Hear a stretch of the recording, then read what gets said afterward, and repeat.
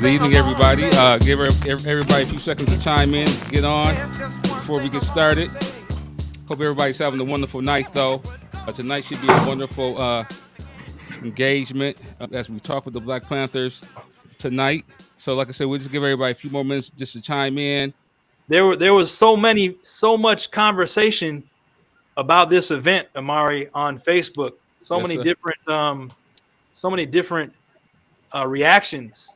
I'm truly hoping that some of the people that we were conversing with online are here with us now, because there are a lot of misconceptions, misunderstandings, and misinformation still out there about the Black Panther Party, and we're going to put a lot of those to rest tonight. I think you're totally right on that, because a lot of people think what the Panthers is totally opposite of what the Panthers really stood for, and it's a shame based on just the history of the Panthers how much is not being shared, no matter whether it's coming from the public school system or just within the community about exactly what the Panthers stood for. So I love doing these informationals with the Panthers and even engaging with them, because one, I learned so much just from them, and they gave me so much motivation to continue work. But also now is what about educating not only the next generation but our generation about exactly what they stood for. So I enjoy it. I thank them for being able to come on tonight. Tonight's focus with the Panthers. We're going to talk about Contel Pro, which has a lot of people think they understand it or more or less how it affected the community. But tonight we're going to talk to some people who exactly felt that pressure from the FBI and exactly what it meant and how maybe even how those things we could look forward or how we can combat Contel Pro as we move forward in other ways that we're trying to work in the community now. Isaac, would you like to do some introductions and we just move on? Sure. So quick shout out to Rosie in Milwaukee, Jenny in Illinois. We got Billy in Austin. Peace, Billy. We have Colleen in Virginia. We have Rory from Wind River Indian Reservations in central Wyoming. Peace and blessings to you, Rory. Kimberly says, free all our people, free political prisoners, uplift humanity. Word. Right on. So with that, we have an esteemed panel with us this evening. I'm going to quickly say their names, introduce them briefly, but then I'm going to let them say hello to the world before we jump into our first questions, and I turn it back over to Amari. Now, as you know, in the conversations that we have here as 360 Collective, we are very open to engagement from our listeners. If you have questions out there in the world, we want you to put them into the chat. Any reactions, we will definitely pause from time to time to read those out. We definitely believe in conversation, open conversation and interaction with our friends and family who are listening from all across the country and even the world. So if you have reactions or comments, we definitely want to see those and read those to involve you in the conversation as much as we possibly can. So without further delay, I'm excited to welcome our first guest. She is none other than Paula Peebles.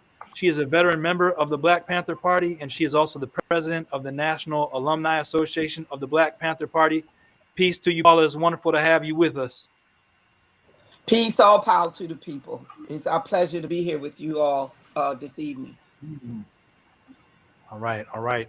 And so Paula does a lot of work in coordinating supports and activity for the Black Panther Alumni Association. And she was also, as I mentioned, a longtime member of the party. So she will be bringing perspective on both of those fronts to the work and to the conversation today. Next, straight out of New York City, none other than William B.J. Johnson. He is a veteran member of the party out of the Corona branch, New York City. He is a member of the National Alumni Association of the Black Panther Party and also a coordinator for the Black Panther Commemoration Committee in New York. Peace, BJ. Hey, yeah, what's up, man? It's great to be here. I know you said it was a steam. I'm not a steam of the Black Panther Party. Okay. All right. Wait, listen, you are esteemed. You are esteemed. We honor you. We honor you. Yes, we do. Yes. Thank you. It's an honor to be here, man. I just like to say hello to everybody tuning in. Thanks for tuning in. For sure, for sure. Next on our panel is a lawyer by the name of Bob Boyle. Bob Boyle is a longtime lawyer for members of the Black Panther Party. He's been working with members of the party who've been incarcerated wrongly and otherwise. And he is here to lend his expertise on both the work he has done to advocate for members of the Black Panther Party and his experience in investigating and confronting and challenging and exposing COINTELPRO. Peace to you, Bob. It's nice to have you with us. Good evening. I just want to say what an honor it is to be invited to this panel and to be among the other speakers, and also to the people who are tuning in. I would reiterate, we welcome some questions. Yes. At least I welcome some questions. I'm sure the others do too. Absolutely. Because there's a lot of information and to digest. So be free with your questions. I just want to add that I am originally a veteran of the Philadelphia chapter of the Black Panther Party. Was in high school with Mumia Abu-Jamal, which Bob Boyle worked continuously on his case. Mm-hmm. I finished my last 2 years in the party out in Oakland, California. So I was out there when Bobby ran for mayor and a number of other things. So as we proceed in the next few weeks during Black History Month, hopefully I'll get an opportunity to talk about those things. But this evening is most important that we focus on COINTELPRO, which is better known today as Homeland Security. But I'll let you all get started. Okay. All right. Well, thank you all for the warm greetings. With that said, I know, Amari, we have some prepared questions. So why don't we jump into those? Like you said, let's get straight to it. Paula, you don't mind answer the question? What is the Black Panther Party, and what did it stand for? Black Panther Party stood for the Black people oppressed in America. It was a organization originally set up for self-defense, because as we are experiencing today, our people, as we have been since we sojourned in this country, being the enslaved people from the mother continent, we've always had to find ourselves in a position trying to protect ourselves. So the Black Panther Party initially was organized and established as the Black Panther Party for self-defense. We transitioned in maintaining our position as self-defense and added on our survival programs as our organization continued to grow. Survival programs like the one that's most well known, which is the Children Free Breakfast Program. But we had many. We had the free busing program, we had free clothing, we had education. We had so many programs where we tried to be an example for our people. So the Black Panther Party was a reservoir for Black people in America. You don't know how often especially when I do speaking engagement, young people come up to me and say, I want to join. Can y'all restart the Black Panther Party the way it was? And I often tell them, yes, if there ever was a time that the Black Panther Party was needed, it definitely is now. So it was an organization that was established to protect our people from harm, to try to stop this country from oppressing our people. It was there to represent Black people specifically, but we collaborated with all oppressed people in America and throughout the diaspora, internationally. That's what the Black Panther Party represented. Oh, this question was Brother BJ. I was trying to figure out, BJ, when did you join the party and where? Oh, 1968. Corona, Queens. It was a subsection of the Jamaica branch.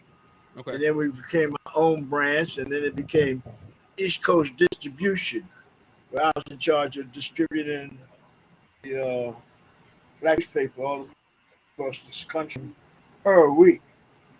Plus, we had our breakfast program, community work. I was like the OD. I was like, it was like the officer of the day, coordinator. I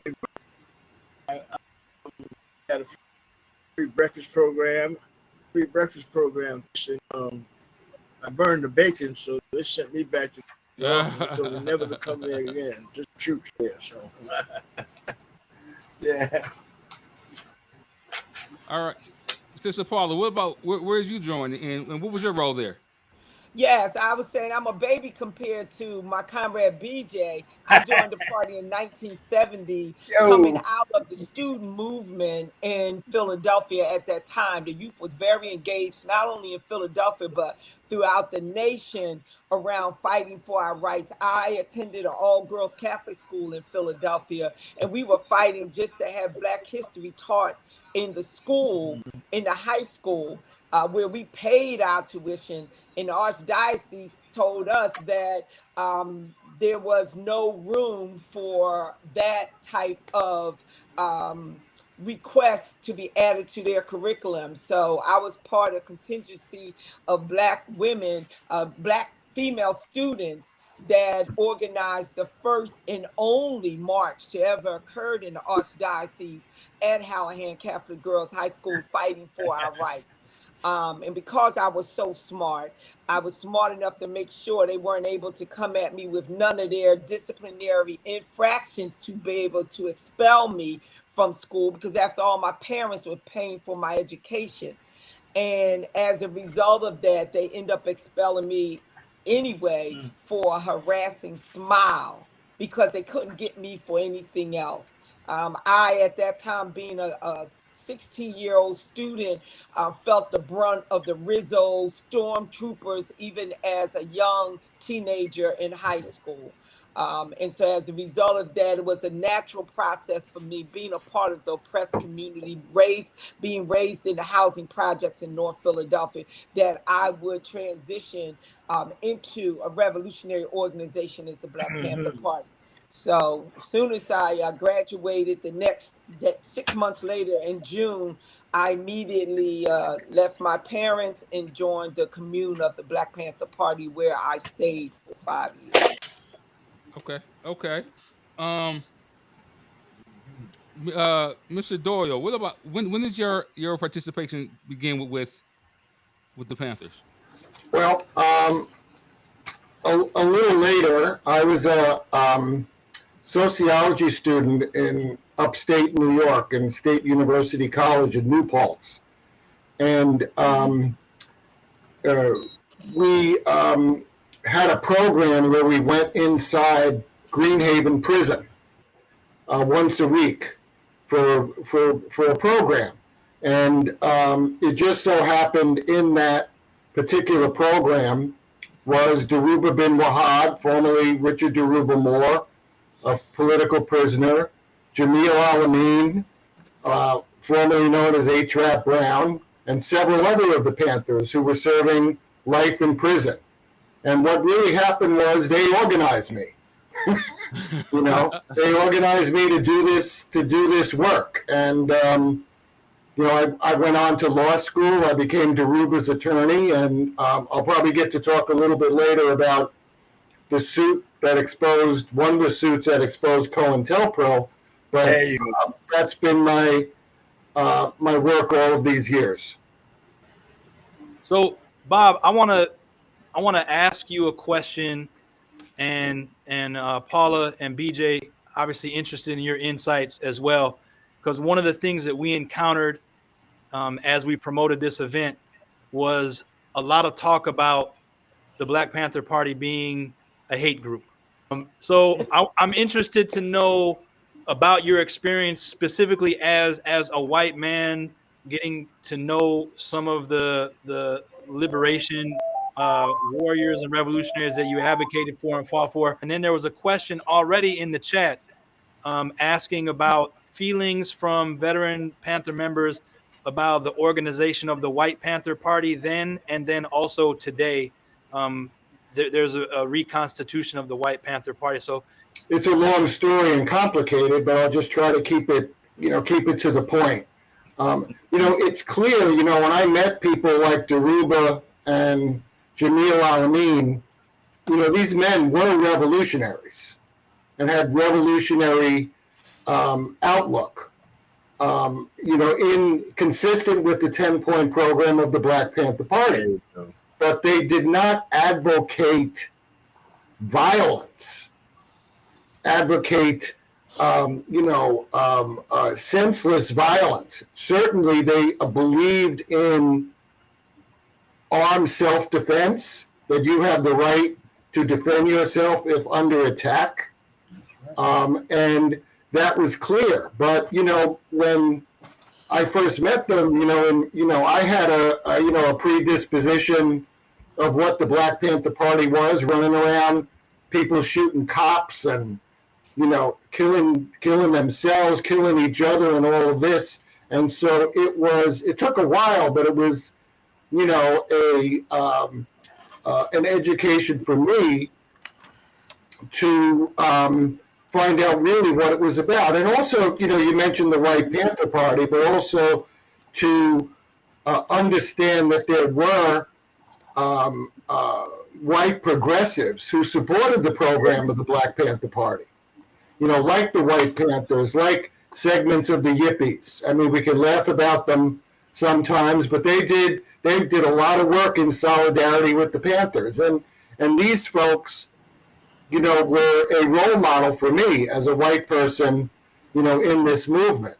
And showed that it was necessary and important to work in solidarity with the Black Liberation Movement, and carry that forward. And that's really where my education in this stuff proceeded. It was a great example. Fred Hampton said solidarity. That's what we was all about. Solidarity, because we had the same enemy at that time. It was the capitalist system, and the same situations in the white community, Latino community, Mexican community, with the same conditions that the Black Panther Party was fighting against. So Fred organized what you call the Rainbow Coalition, and all these organizations together to fight the system in Chicago. That's one of the reasons, part of the reasons he was assassinated, because they don't like when all forms of oppressed people get together as a unit. They fear that. And that's why Fred Hampton was assassinated. And that's why they really attacked the Black Panther Party, because no, we were not a hate group. We was all about solidarity. And I know some of the White Panthers. They were progressive. They were fighting the same fight we were fighting. And also they was helping us raise some funds. Those some good fundraisers, I'm telling you, man. So how did you guys get the label as being racist and promoting violence?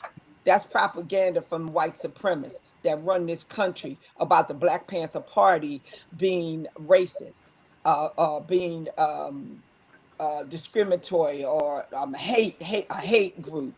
Anytime a Black people, descendants of the mother continent, get together, and my mother always taught me, you got to clean up in front of your own house first. Take care of your own family first before you can then go out there and be helping someone else. So that's what the Black Panther Party stood for and attempted to do, is try to mobilize, galvanize, organize, educate Black people about our oppression. Whether Black people were in the military, in prisons, in universities and colleges throughout America, that was what the Black Panther Party and Black Panther Party of veterans stand for. It's about uplifting our people, and as a result of our efforts, we were able to attract and be able to collaborate, as young people call today, allies that believed in the efforts of the Black Panther Party, again, starting with something as simple as feeding hungry children, because the government was not feeding its children.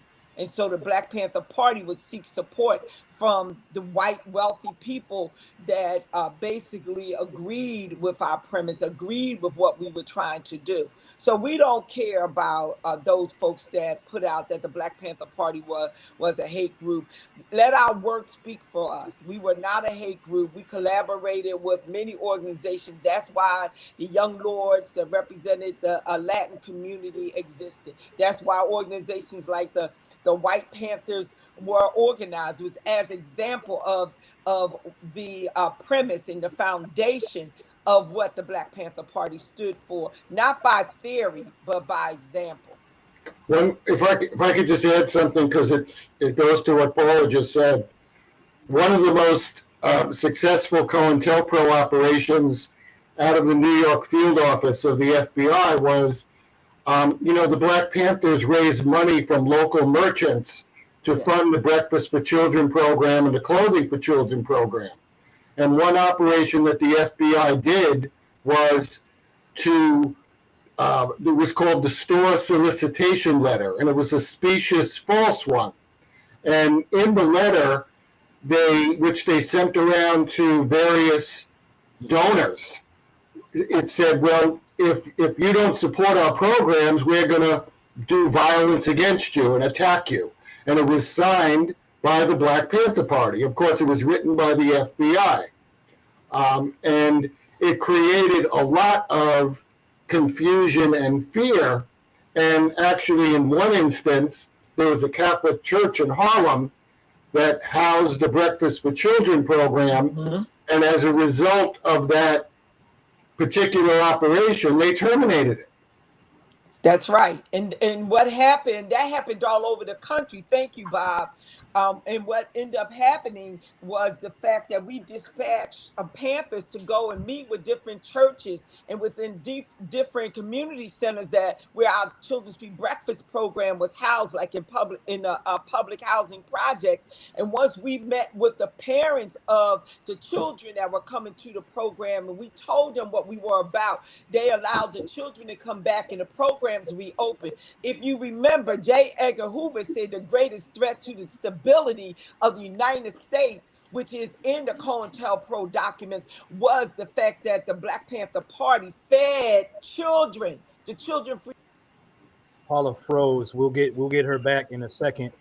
But here is a newspaper clipping from 1969 that articulates what Paula just mentioned about J. Edgar Hoover describing the Black Panther Party as the number one threat to the internal security of the United States. The thing is that it wasn't even a classified statement.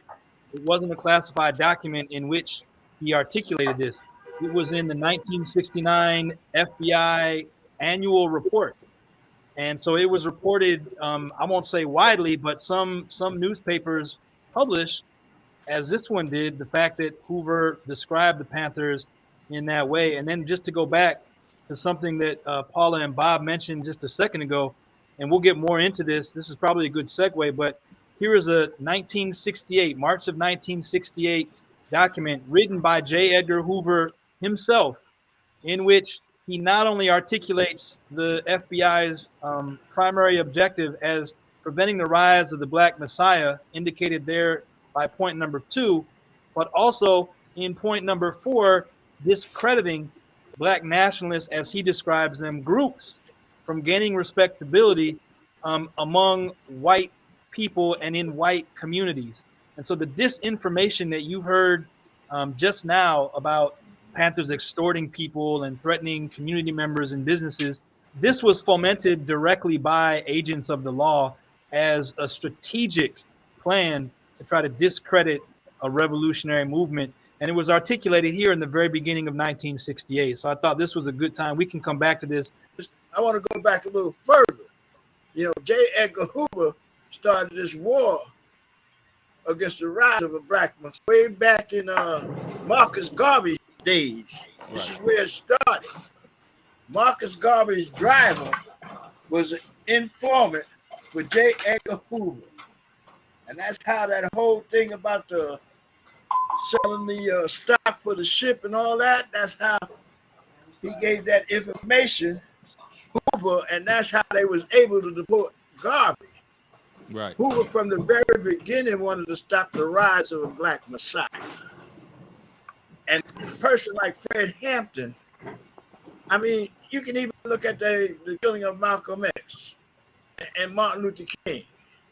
You know, they couldn't stop them. They couldn't stop their message. They couldn't discredit them. So they ultimately assassinated them, just like they did Fred. It's all about white supremacy want to keep us down. And when we expose them, they get angry and they do all these tricks. And this is what COINTELPRO was all about. I just want to add in on what my comrade BJ said in the sense that one of the articles that I just referenced said July 15th, 1960, to distract from us and to deter from our efforts. It was setting up, as BJ has indicated, the assassinations that would follow, the misinformation that they put out there. Many of us young people joining the Black Panther Party were Malcolmites. I was a follower of Malcolm X. And it was as a result of the assassination of Malcolm and the teachings of Malcolm about Black people having dignity and taking care of our own and fighting against the oppressor that led us to the Black Panther Party.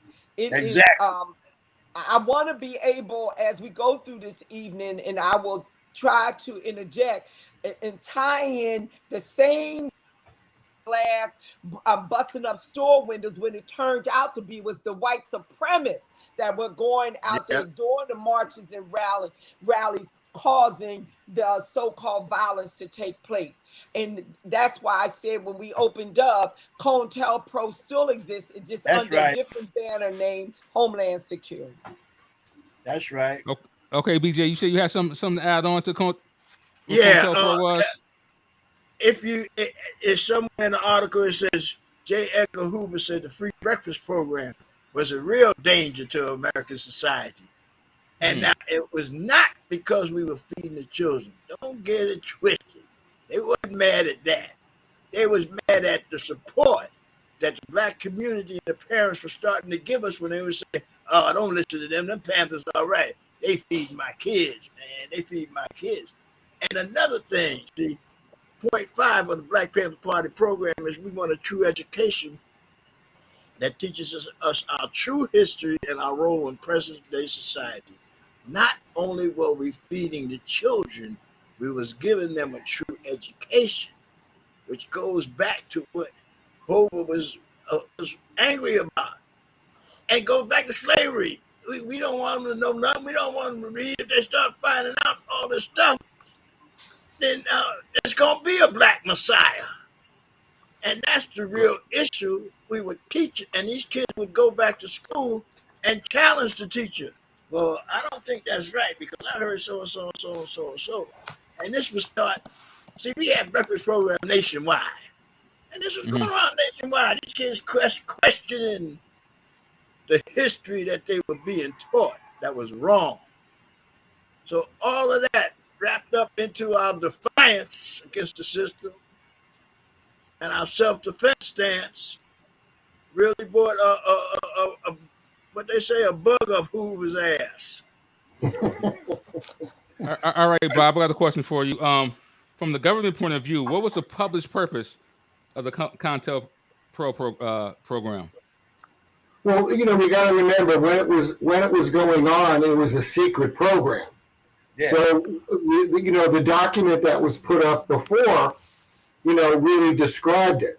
It was to expose, as it says in this document I'm reading now from 1967, the purpose of this new counterintelligence endeavor is to expose, disrupt, misdirect, discredit, or otherwise neutralize the activities of Black nationalist groupings, their leadership, spokesmen, membership, and supporters.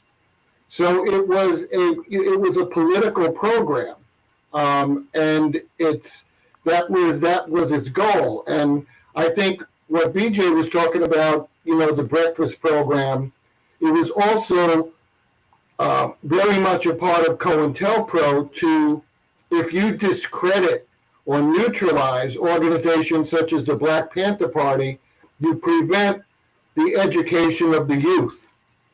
And that was extremely important. And I wanted to read a couple of sentences from a document from '68, which was actually in response to the initiating document. Mm-hmm. But I need to preface it with this. You know, I'm reading the FBI's words, and some of them, the terminology is quite offensive. And I recognize that, but I want to read what exactly say. This is from the San Francisco field office. Quote, Go ahead, Bob. We give you leeway. yeah, I'm doing it. Quote, yeah, you're used to it. Quote, the Negro youth and moderate wants and needs something to be proud of. The Negro youth and moderate must be made to understand that if they succumb to revolutionary teaching, they will be dead revolutionaries. Is it not better to be a sports hero, a well-paid professional athlete or entertainer, a regularly paid white or blue-collar worker, a peaceful human being with a family, or a person who at least is being accepted, than a Negro who may have got even with the establishment by burning it down, but with a long list burned down his own home and gained for him and all his people the distrust and hate of whites. You know, this document is pretty heavy, this one. But it really puts it right out there. The goals, yes, were to neutralize the organization, but also to send a message that if you engage in revolutionary teaching and activity and self-determination, you're going to be a dead revolutionary. And look at Fred Hampton, look at Mark Clark. Or you're going to spend the rest of your life in prison. Or 40 years in prison, like someone like Eddie Conway. That's right. Correct. And that's the message that they want to send out. You know, and that's the true goal of COINTELPRO. Bob, what are some of those tactics that they use? I just want to take it a little step further. That's the true goal of white supremacy, and it exists today. Yeah. Exactly. Bob, I was asking the question, what were some of those tactics that they used? Well, you know, like I was saying before, some of the stuff they did was secret, like with the false notes, with the use of informants to spread disinformation. One of the biggest things was the use of informants to create distrust within the Black Panther Party. Ultimately between the East Coast, so-called, and the West Coast. You know, and informants at the high level were a real significant tool of COINTELPRO.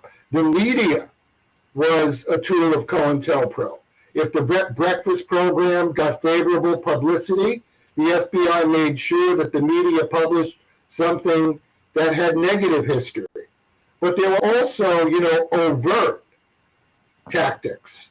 There were criminal indictments, the Panther 21 in New York City, basically the leadership of the New York Black Panther Party being put in prison for 2 years.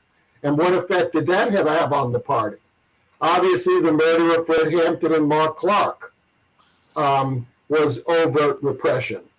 There was just the day-to-day things, like, and DJ and the people in the party could talk about this, selling newspapers on the street and being arrested by the police. It was a whole spectrum of different tactics. And when you have the covert activity and the overt activity, this is why it had such an effect.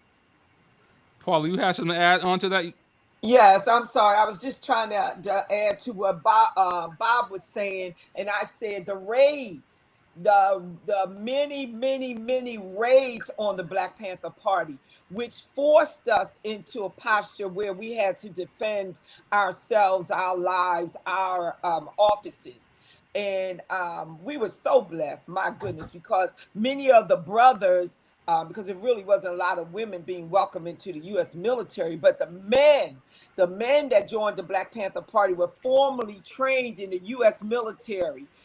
We had SEALs, we had Marines, naval folks, you name it, Army men. They came in with all the skills that were taught by America and used it on America to preserve our lives when America, the U.S. government, unleashed a terror campaign against its own citizens. Black Panthers were citizens of the United States, and its government unleashed a terror campaign against the organization because we dared to inform Black people about sickle cell anemia, was providing free sickle cell anemia tests. We dared to organize and raise money to be able to take Black people, poor whites and Latinos up to the prisons to be able to see their loved ones, because otherwise they would not be able to visit with their loved ones, because they always build the prisons out there in the most racist rural areas within states.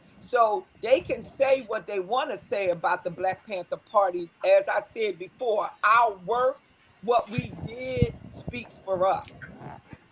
Yeah, the point was made earlier that the willingness of the Black Panther Party to defend itself was not the reason why the COINTELPRO and the FBI took aim at the Black Panther Party. And as was already shown earlier, COINTELPRO and FBI surveillance of Black liberation and Black freedom fighters started back in 1924 with J. Edgar Hoover himself going after and deporting Marcus Garvey. But it also continued through the 1950s with none other than Dr. Martin Luther King, arguably the most peace-loving American in the history of this country. Right. And so the reason why I think that's important is because people might make or draw the conclusion that it was because of the Panthers' willingness to defend themselves against political and judicial repression that they were targeted, but that isn't the reason. And here's a memorandum from 1956 that has since been declassified that directs the Federal Bureau of Investigation and local law enforcement to begin to gather information or to come up with narratives about Dr. Martin Luther King that could be derogatory in nature to discredit him. Now, mind you, this is in 1956, not long after the Montgomery bus boycott succeeds in Alabama. Dr. Martin Luther King has become a national figure. He's moving on to other places and trying to challenge segregation elsewhere. And it is at that time that the FBI takes aim at him. And then through the early 1960s, the so-called progressive liberal president, John F. Kennedy, and his brother Robert also allow for illegal wiretapping to occur. Clearly, this is not an issue of violence. It is not an issue of revolutionary rhetoric or any of those things. It is an issue of Black liberation, of people working together to change society for the better. Bob, I got the question: why aren't Americans more upset about the role the government has placed on the citizens? This role, as in the case with COINTELPRO, why hasn't America been an uproar just based on this? You know, I think that's a very good question, but I think we live in a society here, based on white supremacy, and there's where particularly Americans, white Americans particularly, don't have a sense of history. We're not taught anything. And so, really, I think if you put it out there, how many so-called average Americans ever even heard of COINTELPRO? They may have heard, for example, that Martin Luther King was bugged. But do they really understand the extent to which there was organized efforts to repress a political movement? And I would say that that it's not. It certainly is not the case, and I think programs like this are very important, but they also need to take place in the white community as well, and to to be, because we're going down the same road now. I think I saw on something today that there's a law being proposed in Mississippi to eliminate Black history classes and the burning of books. And we're going down a road which is really, in many ways, a lot worse than what went on, 50 years ago about COINTELPRO. But we need to learn from the history of COINTELPRO to understand what's happening today. That's right. Can you describe the role and impact of political education that you got with the Panthers? Oh yeah, that was a basic and the foundation and the understanding of why you do what you do, but why you had to do what you do, and why it was necessary. You have to understand your true history. I mean, even before the Panthers, I read books like Malcolm X, Dick Gregory, From the Back of the Bus. My family was very into it. I was 15 and my father drove down. We had family in D.C. Drove down to D.C., parked the car with our family, and have them drop us off at the March on Washington. So, I mean, that education from the beginning at 15. I joined the party at 19. So it's understanding your history and your necessity of what you have to do to help change it. And that's why political education is very important. Because there's a question in the chat I'd like to answer. Somebody asked to describe how these documents and things came public. I mean, in a variety of ways, but the first time COINTELPRO was publicly exposed was when some anti-war activists burglarized in the middle of the night an FBI office in Media, Pennsylvania. This was in March of 1971. And they went in there to burn draft cards. They were anti-war activists. But they, once they got in, they opened up the file drawers. And they found these documents about COINTELPRO. Yeah, and they leaked them to NBC.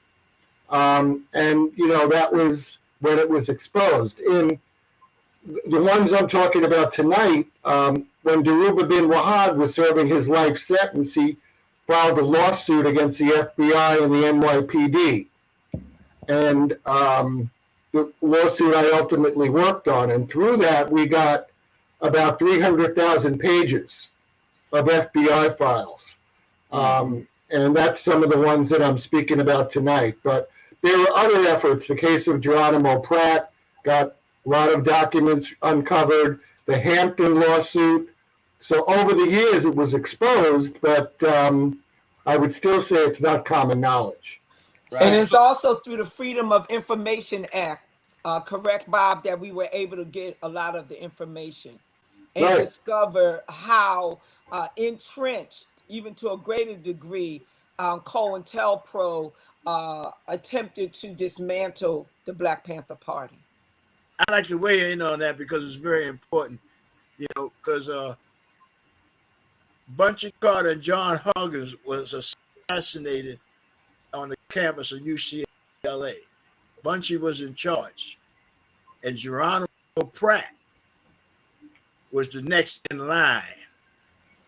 They charged him with what they call the tennis court murders, and the FBI had recorded a conversation where Geronimo Pratt was in Oakland at a staff meeting at the time of the murders. They didn't let that out until 27 years later. That's part of why Geronimo got out of jail. But then also, they had a plan in his defense team to help to convict of railroad Geronimo Pratt. 27 years in jail. And that was Johnny Cochran was his lawyer. That was the first case that Johnny Cochran ever lost. And it took Johnny 27 years to get this information uncover this information to get Geronimo Pratt released. On another note, they sued the city in the state of California, the city of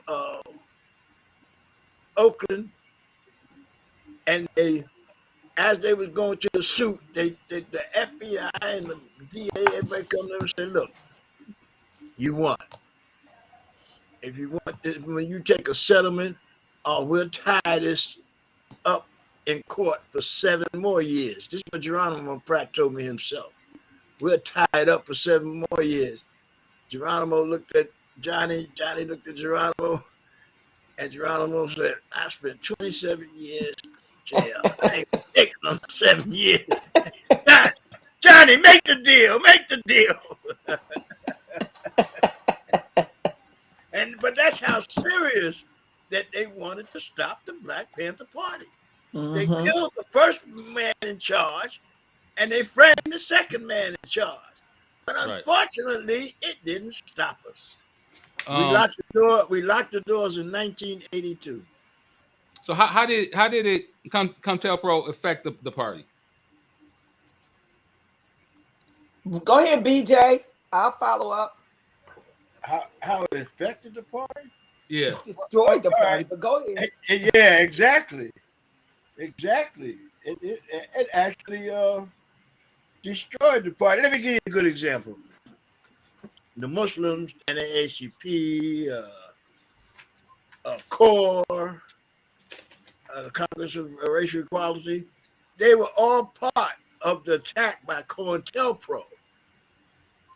There's documented over 320-something files on what they did to different Black organizations. 249 of them were done against the Black Panther Party. Okay. As an organization today, the Black Muslims are still here. The NAACP is still here. There is still forms of CORE, the Congress of Racial Equality. Who's not here no more? The Black Panther Party. That's right. Why? Because we stood up and our message was truth to power. And they didn't want that, brother. They still don't want it. I mean, you can see on not the media, period. Everybody celebrating Black History Month. Except mentioning the Black Panther Party, because we are hella Black history. That's why I applaud you guys for doing this, man. It's really great. I mean, sometimes some of the college campuses, 2 years ago, I was able to speak at Princeton for Black History Month. But every year, Cornell West does a tour for Black History Month. Come on. Yeah. Come on. What about the Panthers? We are Black history. No, the thing is, I totally agree with that. I think we're probably going to expound on that a little more throughout the month. But what about BJ? Can you speak on how you and the comrades that you work with more closely were impacted by COINTELPRO? And Paula, I'm going to ask you the same 2 questions. Okay. As you know, like the FBI was the one that initiated the police organizations, the DAs, and everybody to go against the Black Panther Party. So one time we was going to a rally for the Black Panther 21 down at Foley Square in front of the courthouse. These Panthers from Corona. We had about 4 carloads. The rest of them was going to meet us down there. They were going to take the subway. We stopped to get some gas. So here come the police. We were surrounded by the police, guns drawn, everything, hands up, blah, blah, blah, blah, blah. Now, we going to a rally, so we wasn't packing. You don't pack when you go to a rally. So we were cool. So the only thing they could do is ask everybody for ID. There was 3 of us that didn't have no ID. So they let everybody go except for 3 of us. Me, a brother named Chuck Scott, and a sister named Sue. And they took us down to the precinct. Hours. And back then, you know, we had a saying, because we could hear the pigs oinking through the door. You know, they playing and stuff, just oinking and stuff. So they came back and said, "Well, you got somebody could verify you and come down and get you or verify you." So Sue had him call her mother. They verified her. Chuck had him call his brother. They verified him.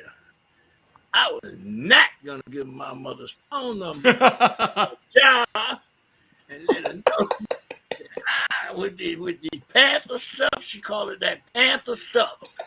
With that Panther stuff, you calling my job because you got the police. I was not gonna do that. I told him no, I ain't got nobody. I'm telling you who I am. They go back out there, they oinking and oinking. And everybody looking at me. Tell him, give me your mother. No, I'm not gonna do that. I said, whatever these pigs got for me is better than what my mother got for me. So I'm not gonna tell them nothing. So finally, they come in there. I said, I can call the officer. There's an officer of the day there named Wine. He can verify me. And that's what they called the Panther office to verify me. Now that ain't the end now. Okay. Now the police is gonna take us back to the office. Now we in the police car. They oinking and they playing. And we driving now. It's 96th Street, 97th Street, 98th, 99th, and 100th Street. On the left-hand side of the street, there's a drugstore. And after the drugstore, there's a lot. And then there's the corner. So we get to 98th Street, going to 99th, and the police get a call on the radio. Robbery in progress. Police said, y'all jump out and run. I open the door. Man, whatever you do, don't run. I stopped. And my father taught me about rolling up the window anytime you get out the car. I stopped. I started rolling up the window. They said, get out. I'll roll right there. So we get out the car, and Chuck said, everybody just stand right here. So they drive up to the drugstore. I guess that's where the robbery's supposed to be going down. So I told Chuck, well, let's just go up 99th Street and get the hell out of here. He said, no, we're going to walk slow. We're going to see what this robbery shit is all about. So we walk real slow now. We get to the corner by the drugstore. We get to the lot. There's police at the wall where you can't see them. They're behind the store by the edge of the store and the lot. They're in the lot with shotguns and everything. They were creating a robbery. If we would have got out and ran, we would have been shot. Yeah. That's what I'm talking about. Yeah. And sister, when she got home, she said, I quit. I ain't gonna be in this Panther stuff no more.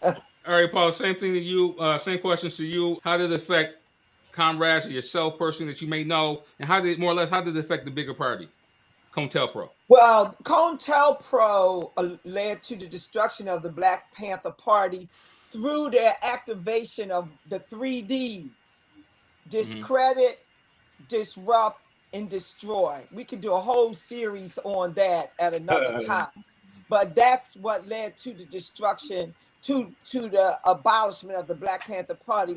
Like Comrade BJ said, why is it that the Black Panther Party is the only organization still not around? Because we were the true revolutionary change agents in this country, because we exposed this racist country for who they were and why they exist even today. Just think about it, banning books. Come on, people, all of you that are tuned in, you need to be challenging this system, challenging this government. It's too quiet in America. Americans that stand on the principle of humanity, they're too quiet.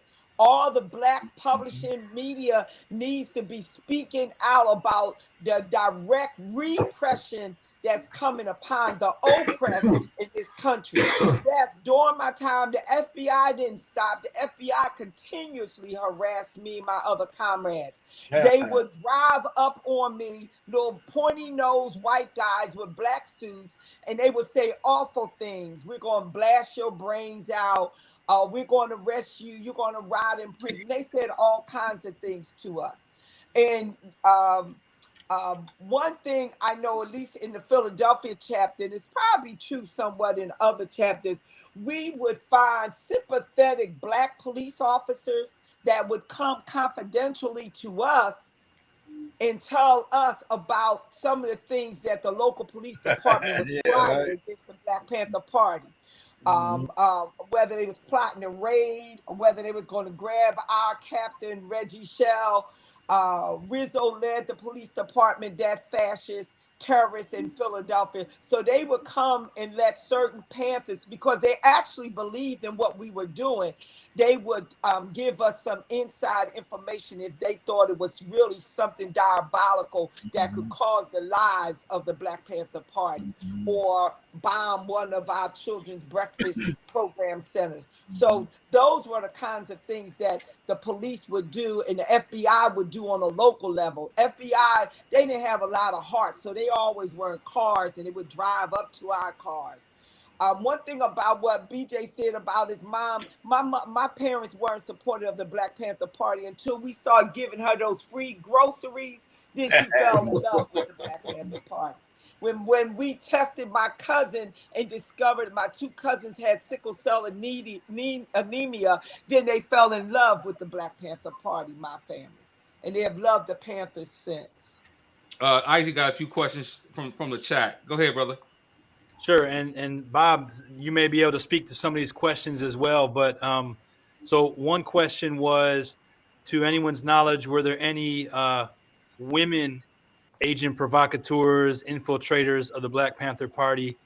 I know that in Judas and the Black Messiah, William O'Neill is chronicled, but were there any women who infiltrated the party to anyone's knowledge? And then there's a more specific question about some of what went down in Chicago. Someone read that Jeff Fort was infiltrated, and also Larry Hoover. And I know from my own personal research, both of them, head of the most prominent street gangs in Chicago at that time, those gangs were very much organized at that time and were leading community-based programs, even working with Dr. King, and then eventually started to align with Fred Hampton as part of the Rainbow Coalition. And that is so the FBI was actively trying to disrupt that coalition and drive a wedge between the Panthers and Jeff Fort. If y'all could speak to those. And then Bob, could you tell us about some of the experience of like freeing Marshal Eddie Conway? I know you've worked with other Panthers as well. What did you learn through your research in freeing those comrades that you could share as part of this conversation as well? So yeah, I met Daruba bin Wahad in 1975 when I was a sophomore in college. Like I said, he and Jamil Alameen and Teddy Jaheith and Robert Seth Hayes, who were all in prison, were the ones who organized me. And eventually I became a lawyer and started working on his case. And we were able to get, the 300,000 pages of FBI files, like pulling teeth. Mm-hmm. First they were blacked out. Then we got some blackouts removed, but we needed more. And it over the course of, it was almost like 15 years we worked on it, and ultimately we were able to win him a new trial, and he was released from prison in March of 1990. It was almost right after that I became involved in Eddie Conway's case, because some people who were working around him came to our office in New York to look at FBI files. And without going into too much detail on Eddie's case, but there was literally, no evidence again. I mean, everyone knew he was framed. I mean, but here he was, in jail for 30 to 40 years. Mm-hmm.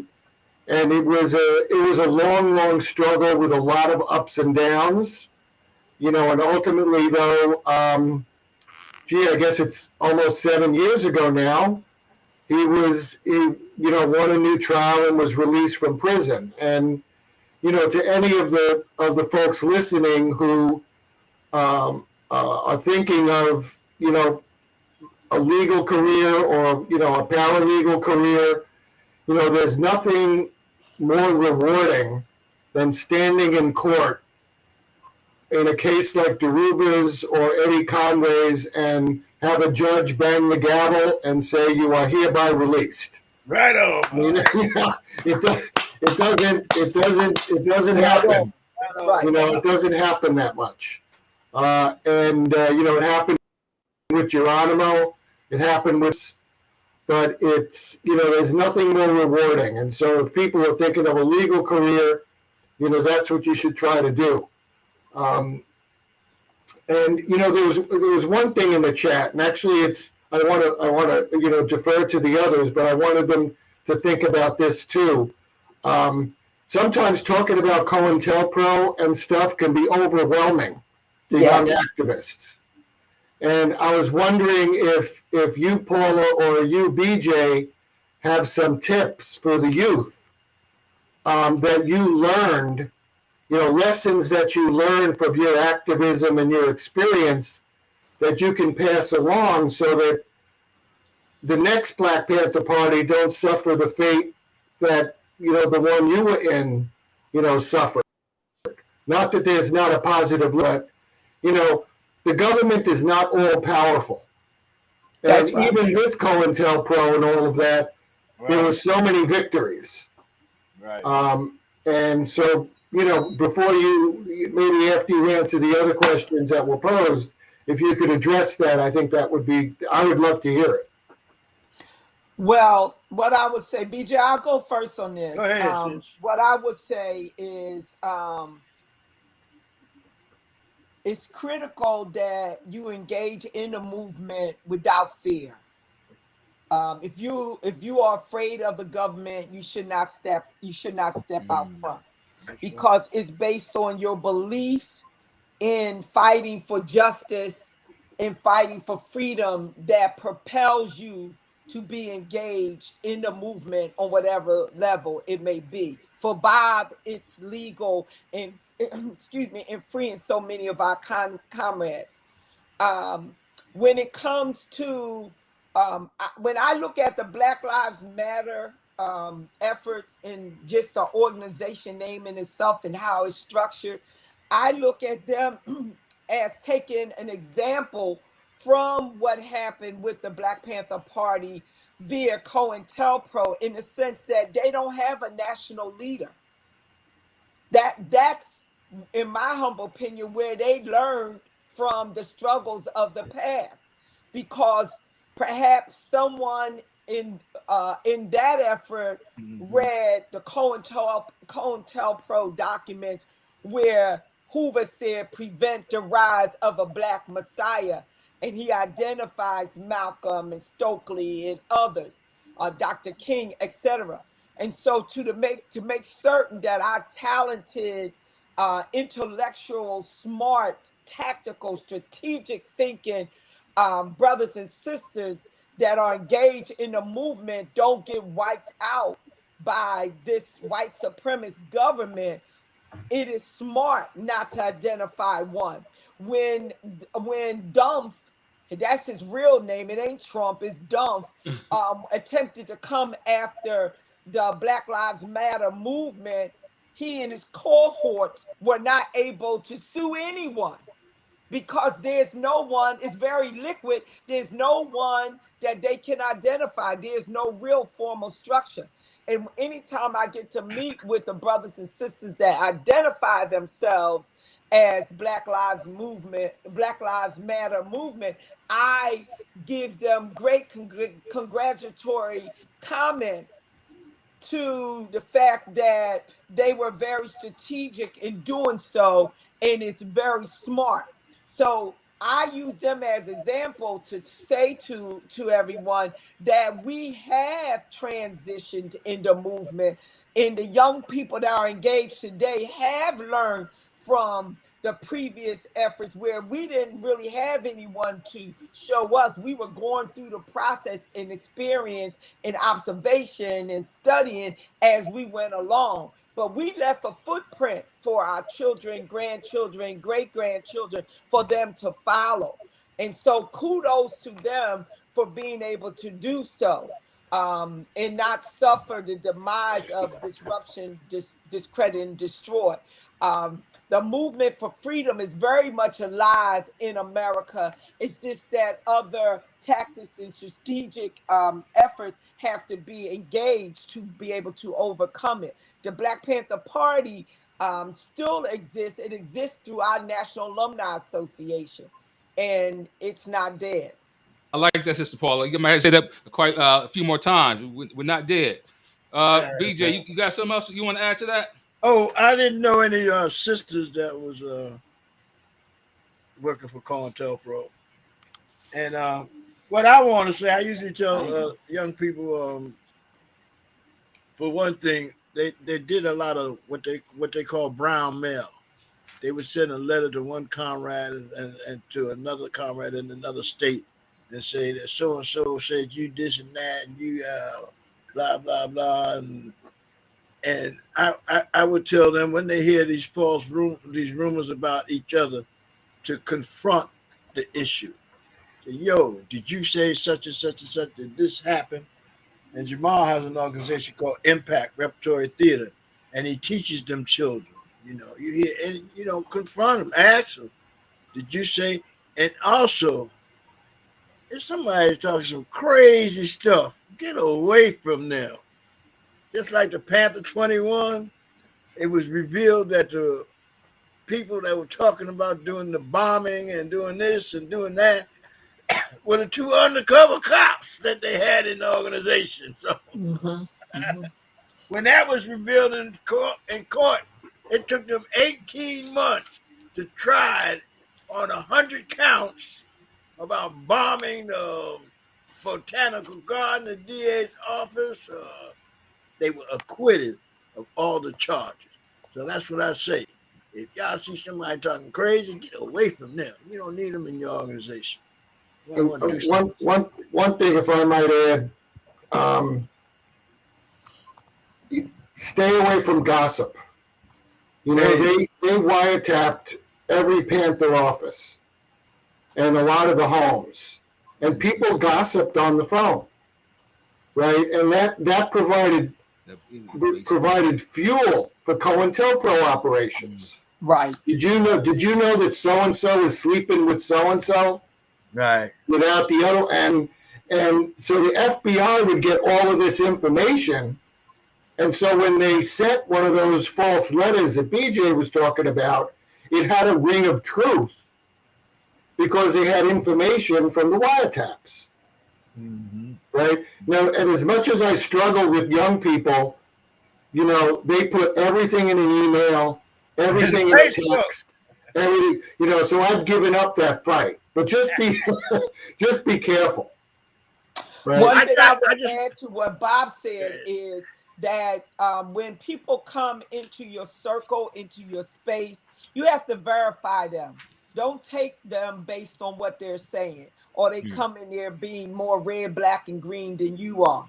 You have to verify from where they've come from.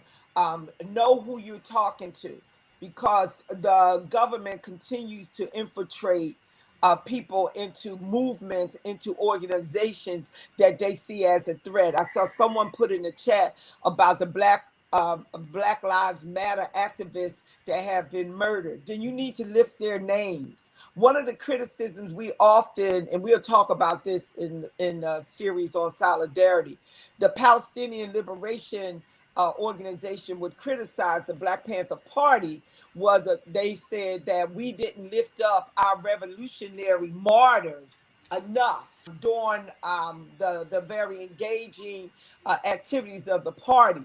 That we should constantly lift up those who have given the ultimate sacrifice ultimate revolutionary sacrifice of their life. And so, Black Lives Matter activists have been murdered at the hands of the government, through the monitoring COINTELPRO counterintelligence programs of the U.S. government. You should lift their names. You should put out their faces. You all are on Facebook and Instagram and all those things you young people do. Lift them up so that everyone knows who they are. And yes, I agree with Bob and BJ. Don't be putting information about you organizing unless you want it to go public. Don't put it on Facebook and use those social media engines. Like Bob talked about the FBI, the wiretaps, right? Yes. In Corona, we used to get a bill, right? Phone bill. Mm-hmm. We ain't paying that. We ain't paying that. We get shut off notice. We ain't paying that. I said, man, why you ain't paying it? Because the FBI is not going to cut off the phone because they want to hear what we talking about. Yes. That's right, DJ. We never paid a phone bill. No. Before I go, I got a question, Bob. You were talking about, I more or less asked everybody the same question, but Paula kind of alluded to it, and you spoke a little bit about it also. But what fear is it that you have that keeps you fighting? Is there any fear, or how did you move past that fear that keeps you in the fight? I think that the fight overcomes the fear for me, and also having comrades that I've worked with very closely. Other lawyers who did this kind of work. Elizabeth Fink, who was my mentor and who represented the Attica brothers. Bob Bloom, who was one of Deruba's lawyers. Mm-hmm. To have a support system that, you nurture each other and you do the fight. And I wouldn't necessarily call it fear, but is the anxiety totally gone all the time? Of course not. I remember, a couple of times, leaving Attica prison, seeing, maybe it was Jaleel or Herman Bell, and, I'm always looking in the rearview mirror because you're in the middle of the rural area and I'm by myself. Right. It's getting dark out, and I'm looking I said, how long has that car been following me? And, but you do it. And, I think that the youth have shown a lot of resilience in overcoming that fear, and I have a lot of hope that they're going to carry it forward. Mm-hmm. And one thing, Bob is right. I want to take a moment on behalf of all the Black Panthers, the Black Panther Party, the National Alumni Association of the Black Panther Party, and thank all the attorneys like Bob Boyle that came to represent us, and we did not have to pay them. We did not have to depend on PDs to fight for revolutionaries that were fighting for the oppressed here in America. So we salute the Garys and Bob Boyles, and it's just a whole list of them I can just name, for coming to our rescue and representing us on principles, because after all, you did go through the universities, law schools of America, but despite the fact of their attempt to brainwash you, you were able to see past that. And you too are living examples for the youth, that when you get your law degree, don't abandon the oppressed. You come and you work on behalf of the oppressed. We have an attorney here in Philadelphia, Michael Cord. He works for the oppressed. No bones about it. And I know there are similar lawyers all over the country that does the same thing. So we salute all of you and continue to support those of us who are on the front line. And one point about what BJ said, I still look behind in my rearview mirror, Bob, when I drive. So I've never stopped. What question you got out there, Ike? Sure. So first off, to build upon that gratitude that you showed there, Sister Paula, there are a lot of people in the chat that are expressing deep gratitude to you and BJ and Bob for all of the work that you've done, especially though for you, Paula, and you, BJ, for the work you did, as members of the party and continue to do. I know you're both still active. So there's a lot of gratitude in the comments for both of you and Bob for the work that you've done as well. I guess one question before we move towards closing that is still in the chat comes from our friend Charlie Michelle. And Charlie Michelle asks, how do you feel about those who want to try to dismantle the system from the inside? I could speak as a lawyer about some of these progressive district attorneys. That's what I was So-called going to say. progressive district attorneys like Krasner and Chesa Boudin out in San Francisco. Mm-hmm. You take what you can. Will the system be dismantled from inside? No, I believe it won't. But transformed. They're some of them are trying to do some good things, and I think it's a complicated question. But I think that do I want Krasner to come forward and free Mumia Abu Jamal? Yeah. Is he going to do that? No. I think that there's some positives and some negatives in that. I agree with Bob in relationship to dismantling the system from within, that there's been some notable progress. And I think that, again, the example of the Black Panther Party and the movement of the 60s, 70s have been a living example for them. And that is the progressive DAs across this country. The sister Marilyn Mosley down there in Baltimore, she's been so aggressive and progressive in Baltimore in bringing to the police to account that they've come up with trumped up charges against her in the fact that she's not even violated any law. She utilized her own money to buy a house, and they're trying to come up with a trumped up reason to indict her.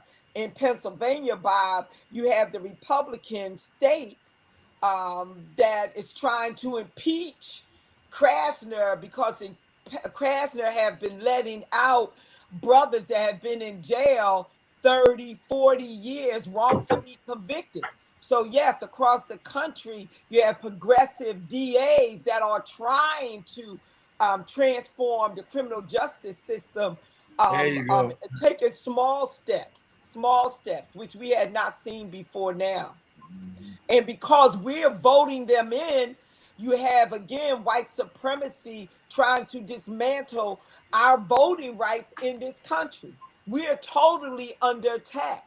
We're being hit by all sides in relationship to, quote, the wokeness that has occurred within the country from all ethnic groups. We have to fight this system to dismantle the system on all levels. I'll give you a great example. There's a councilman, Charles Barron. He was a member of the Black Panther Party. And he goes in there and he tells them, I am a revolutionary. Now check this out. His wife is the assembly person and he's the councilman. Now, when the term limits come up, they switch office.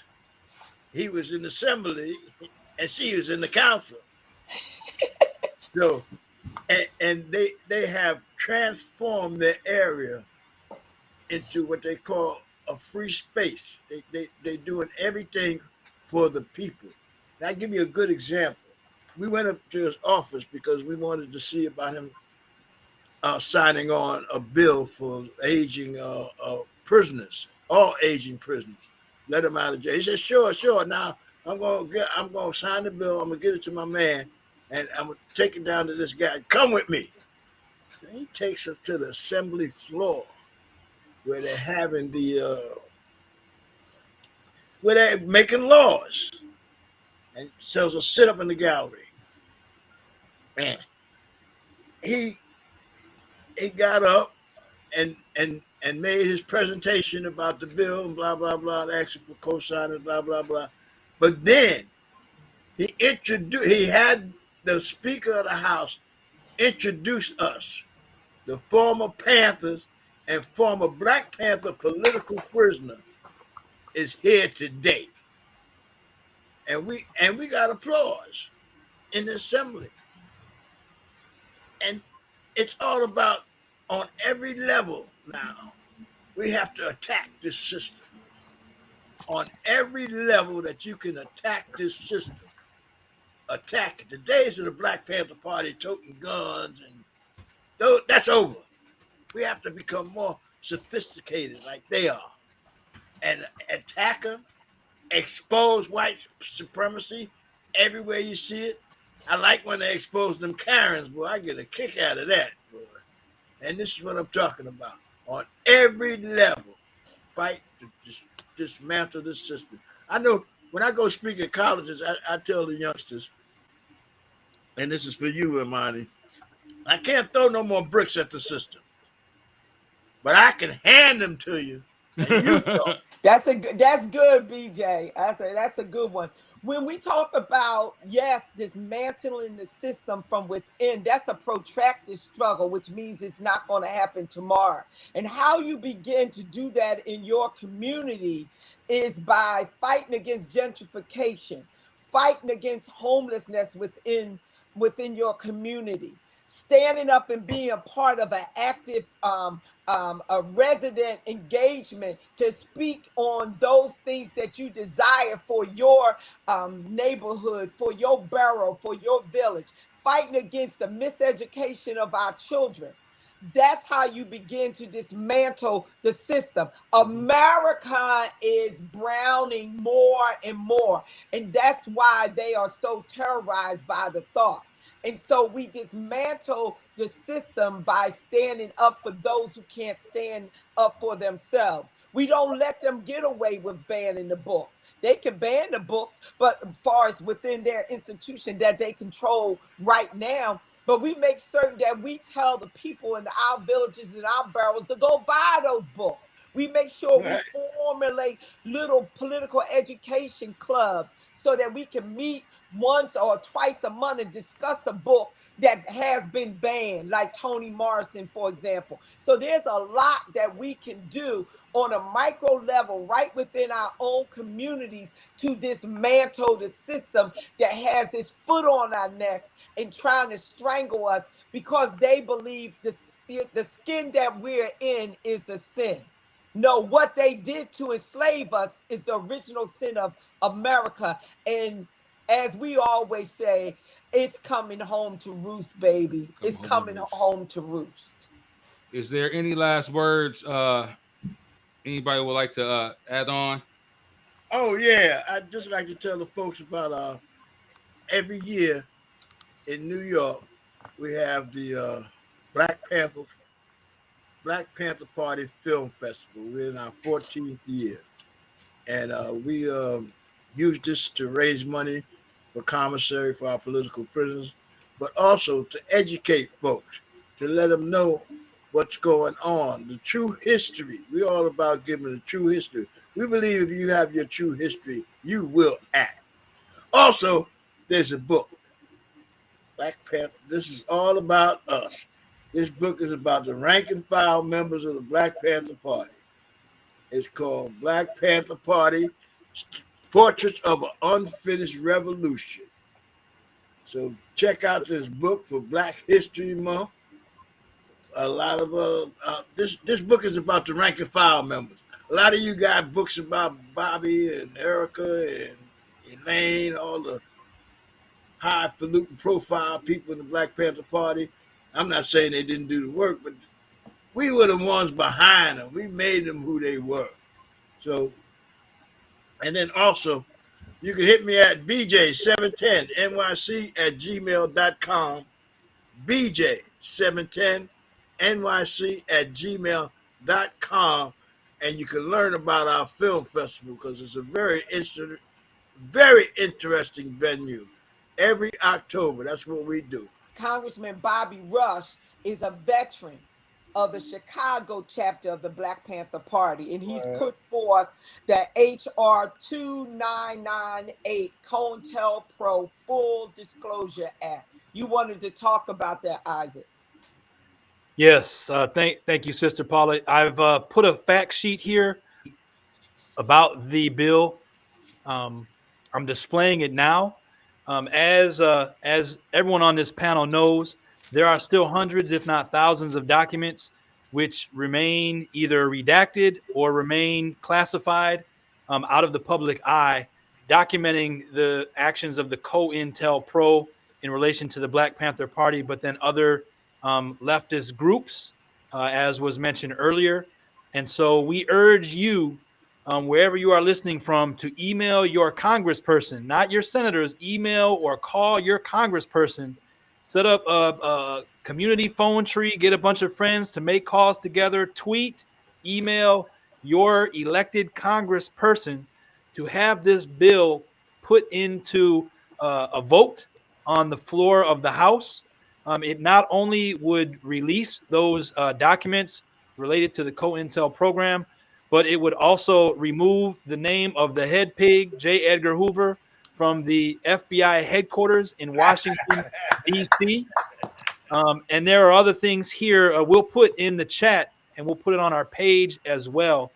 But what is important to know is that you can act on this by calling, emailing, getting in contact with your congressperson, your elected official. And to the point earlier that one of our commenters made, getting J. Edgar Hoover's name off the building is a symbolic gesture. And it won't necessarily change policy, but it will change minds. It will change thought. It will change opinion. And so it is a meaningful thing that needs and must happen. It isn't by all means sufficient, but it is something that must happen if we are to make broader, more revolutionary changes to our system and to abolish the parts of it that we hate the most. So we urge you to support this bill and push on your elected leaders. Talk about it in your communities, even your local, like your aldermen, local officials. Talk to them about it. They have relationships with your U.S. Congress people. So that's one piece that we wanted to definitely share. And then as we prepare to leave, a few other books, if you're interested in more reading, here's one by Nelson Blackstock about the COINTEL program, which examines not only the COINTELPRO's role in destroying the Black Panther Party or trying to destroy the Black Panther Party, but also other leftist organizations who operated through the 60s and even going back to the 1920s with Marcus Garvey and J. Edgar Hoover as a young FBI agent. And then another book by Jeffrey Haas, for those that were curious about the role of COINTELPRO in the assassination of Fred Hampton. This is a great read to understand how COINTELPRO and local agents here in Chicago, where I'm living, worked to disrupt the alliances that Fred Hampton forged. And then Dr. Huey P. Newton published a book on his own called The War Against the Panthers, which is a very detailed look at COINTELPRO specifically as it relates to the Black Panther Party. So all of these are fantastic reads. And then one which we showed earlier that Bob mentioned, which talks about the origins, how COINTELPRO first came to public light. This is a book by Betty Metzger called The Burglary. And so this is one talks about how COINTELPRO came into the public eye in the very first place. So pick this one up if you're interested in that as well. And like Paula said, you can read these books with friends. You can have discussions about them. These books, I promise you, will lead to other ideas, other ways that you can get involved in your communities to make positive changes in the way that Paula mentioned. One other suggestion. There's a documentary called Passing It On, PASSIN It On, which is free on YouTube, and it's the story of Dhoruba bin Wahad's release. And plus, you get to see me, how I looked 30 years ago. So that's the best reason to... Before we go, Paula, you said something earlier about lifting up names, saying names. Yes. Before we leave, you guys want to throw some names out there? The people might want to, do a little research, look at some stories and stuff like that. People maybe who've been affected by COINTELPRO, just to educate the people. So I think everybody maybe throw a few names out there, a few situations out there, so people could go look up and get acquainted on how COINTELPRO has affected. Sundiata Acoli, one of the Panther 21 who's been in jail since 1973, co-defendant of Assata Shakur. And there's a big effort now to get him out. He's in his 80s, Brother Herman Wallace of the Angola 3. You go to the Angola 3 website. There was 3 brothers that were framed. They spent anywhere from 36 to 45 years in solitary confinement. Okay. The federal government told the state of Louisiana to let Herman Wallace go because he was dying from cirrhosis of the liver. And they wanted in court that he had to be released. The state attorney would not release him. The federal judge called his house and told him, look, you don't release this brother, I'll hold you and the whole office in contempt of court and throw y'all in jail. He was released at 2 a.m. after that. And 4 days later, he joined the ancestors. But he was able to join the ancestors with his family, friend, and comrades around him. I just want to remind folks, we do have political prisoners, and you need to look them up on the Jericho website, but they want the Panthers to actually pass in jail. And that's why we're fighting to release our political prisoners, because they're old.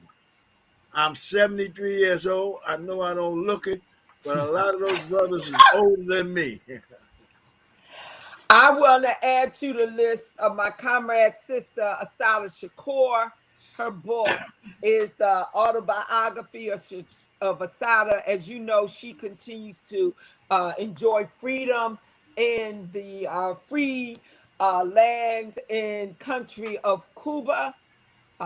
When we talk about solidarity in about 2 weeks, you'll learn more about the relationship of Cuba and the Black Panther Party, along with the other international countries that supported the revolutionary movement here in this country. And so we say, free them all, free them all. Those who are behind the wall and those who have been forced to live outside of the United States as a result of seeking freedom, like Sister Asada Shakur. Please consider reading her book so you can learn more about her. It's most important that we keep all of these revolutionaries' names on our tongue. It was just very quickly, Isaac and Imari, two summers ago here in Philadelphia, Christie and the FBI moved on a sister that was attending a jazz fest down on the waterfront in Philadelphia, gripped her up. It was all on the news that they had captured Asada Shakur at a jazz festival in Philadelphia. What got us was the fact that the sister ain't look nothing like Asada. She was screaming at the top of her lungs, I'm not her, I'm not her. So they continue with their repressive efforts to try to capture our comrades that are outside of the country and kill those that are behind the wall.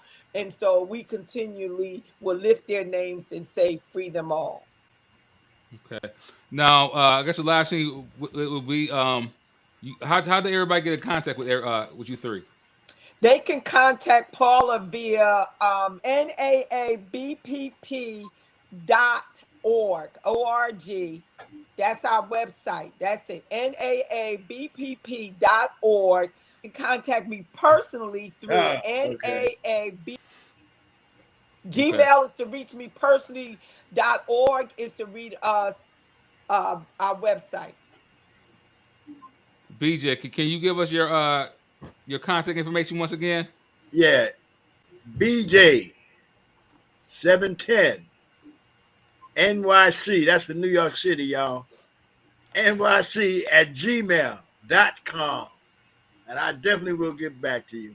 And I will send you the information on how you can help the brothers still behind the walls. My email is kind of like my name, rjboyle55@gmail.com. All right. All right. Thank you all very much. Thank you all. And thank you everyone who came out to listen to us. Yes, and we will see you with another set of Panthers on February 10th, February 17th, and 24th. Please tune in. BJ will be back on the 24th. I'll be in on the 10th and the 17th. Thank you all. Thank you, Bob. Continue to do the great work that you do within Yes. the law to free them all. Thank you all. Power to the people. All power to the people. Thank you, Isaac, too. You're welcome. All power to the people, y'all. All And power. Amari. All right. I'll get to the point. There's just one